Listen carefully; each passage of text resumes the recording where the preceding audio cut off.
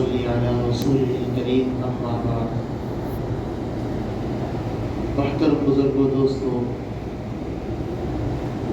دین اسلام کی ایک اہم شعبہ، بنیادی شعبہ عقائد، جس کے اوپر اسلام کی عمارت کھڑی ہوتی ہے، اس سلسلے میں کچھ اہم باتیں پیش کی جا رہی ہیں تاکہ ہمارے ایمان کا تحفظ ہو جائے اور عقائد کے سلسلے میں جو لوگوں میں تشویشیں ہیں، جو تذبذب ہے، وہ ختم ہو جائے۔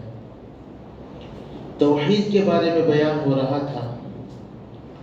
توحید کو سمجھنے کے لیے ضروری ہے کہ شرک کو سمجھا جائے۔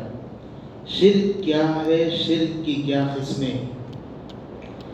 سب سے پہلے سمجھے شرک کی ابتدا کیسے ہوئی، کیسے شروع ہوا۔ شرک حضرت نوح علیہ السلام سے پہلے شروع ہوا تھا۔ حضرت آدم علیہ السلام سے نوح علیہ السلام تک تقریباً 1000 سال کا فاصلہ تھا۔ اس وقت تک دنیا میں توحید کا ڈنکا بج رہا تھا، پورے لوگ موحد تھے، شرک وغیرہ کچھ نہیں تھا۔ حضرت نوح علیہ السلام ہی کی قوم میں ان کی پیدائش سے چند عرصہ پہلے یہ شرک کی ابتدا ہوئی تھی۔ ابتدا اس طور پر ہوئی تھی کہ حضرت نوح علیہ السلام کے قوم میں چند بزرگ تھے، 5 بزرگ، جن کا ذکر سورہ نوح میں ہے: ود، سواع، یغوث، یعوق، نصر۔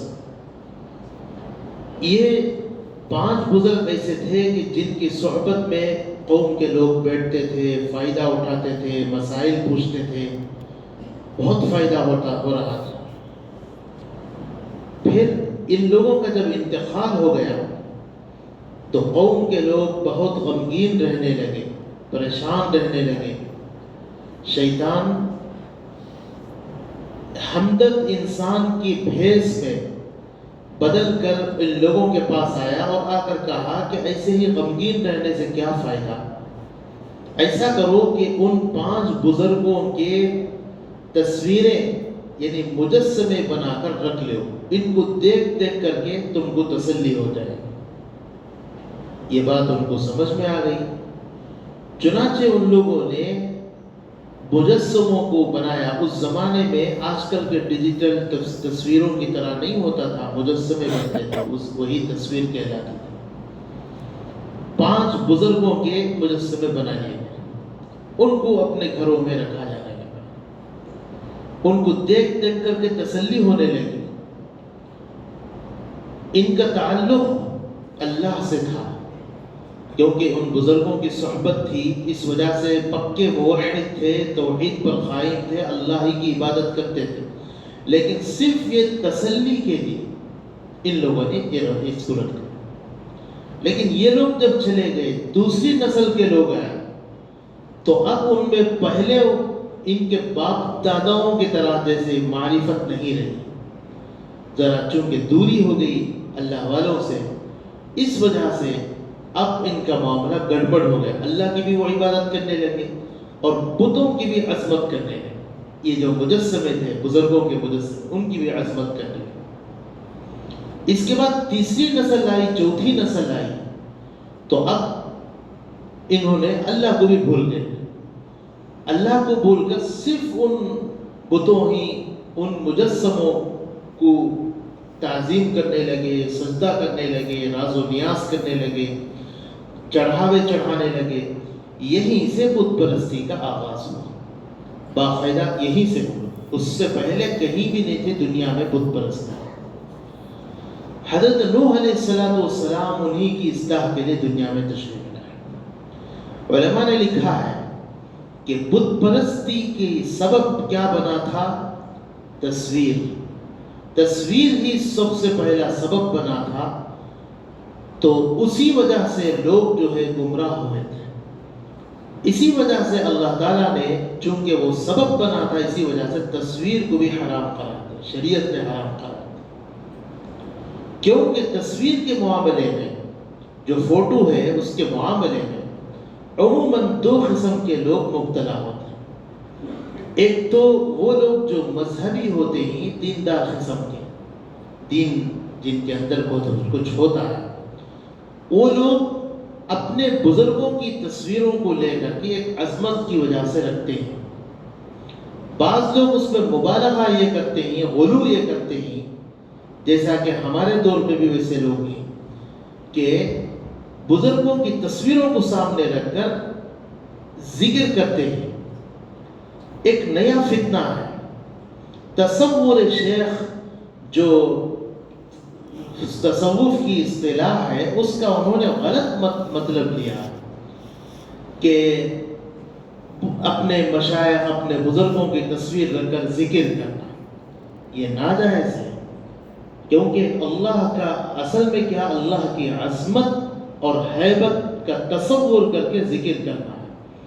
یہ الٹا ہو گیا، شیخ کا تصور، شیخ کا ہیبت رکھ کر کے ذکر اللہ کا، یہ تو شرک ہو گیا۔ سامنے تصویر، یہ تو ویسا ہی ہو گیا جیسے نوح علیہ السلام کی قوم نے شروع کیا تھا۔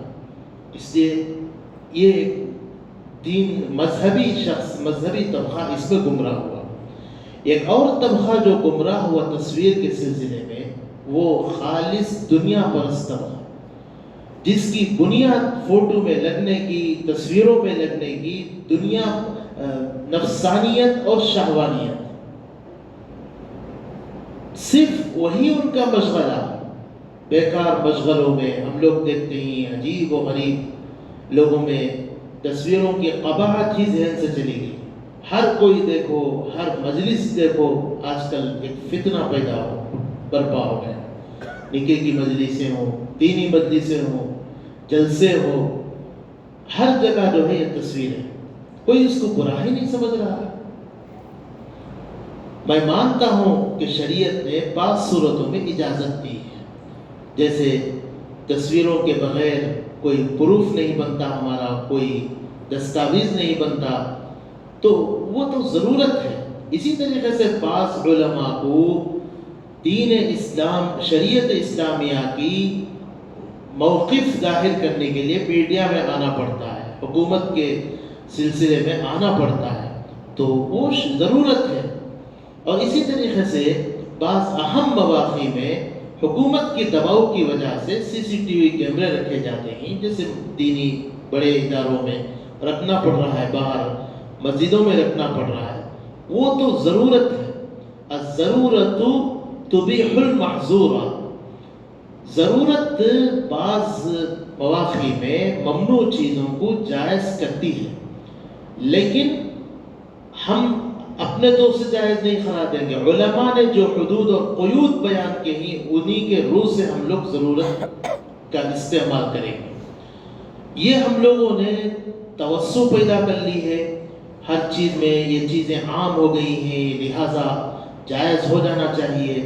یاد رکھیں، اتنی شدید مذمت والی حدیثیں وہ کس درجے میں وہ عمل سے رہ جائیں گی اگر ہم لوگوں نے جائز قرار دیا تصویروں کو۔ حدیث میں آتا ہے ان اشد الناس عذابا یوم القیامہ المصورون، قیامت کے دن سب سے زیادہ عذاب اگر کسی کو ہوگا تو وہ تصویر بنانے والوں کو ہوگا۔ وجہ کیا ہے؟ جانداروں کو پیدا کرنا اللہ کا وصف ہے، اللہ کی صفت ہے۔ یہ جانداروں کی جو نقل کرتے ہیں، جو تصویریں یہ کرتے ہیں، وہ دراصل اللہ تعالیٰ کی خلقت کی نقل اتار رہے ہیں، اللہ کو بہت ناراض کرنے والا کام۔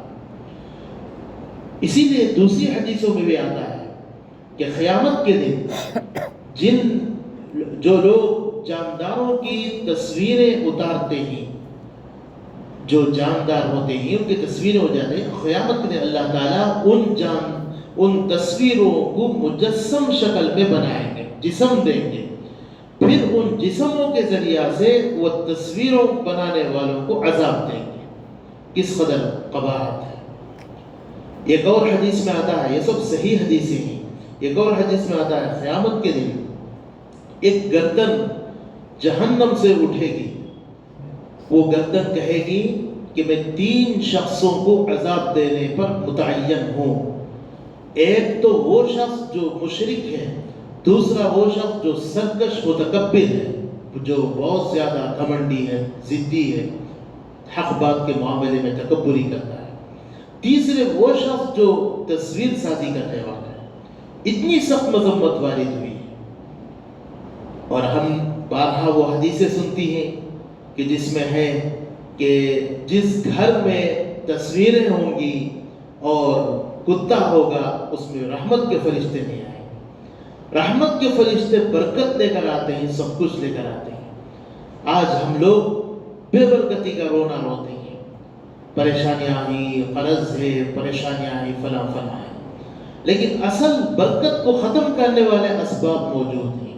گھروں میں تصویریں لگی ہوئی ہیں، پردوں میں تصویریں لگی ہوئی ہیں، موبائلوں میں ہماری تصویروں سے بھری ہوئی ہیں۔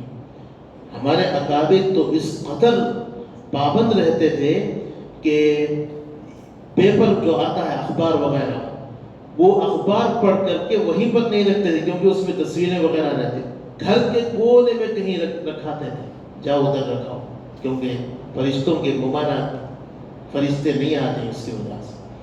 تو بہرحال اس میں احتیاط کی ضرورت ہے۔ یہ چیز حد سے زیادہ آگے بڑھیں گے تو شرک بن جاتی ہے، تو یہ شرک کا سبب بنی تھی یہ تصویر سازی، تصویر بنانا وغیرہ شرک کا سبب بنے تھے، اسی وجہ سے یہ حرام قرار دیا گیا۔ کل انشاءاللہ شرک کے کیا قسمیں ہیں، کیا کیا چیزوں میں شرک داخل ہوتا، اس میں انشاءاللہ اس کی وضاحت کی جائے گی۔ وآخر دعوانا الحمدللہ رب العالمین، والصلاة والسلام على سید المرسلین وعلى آلہ واصحابہ اجمعین۔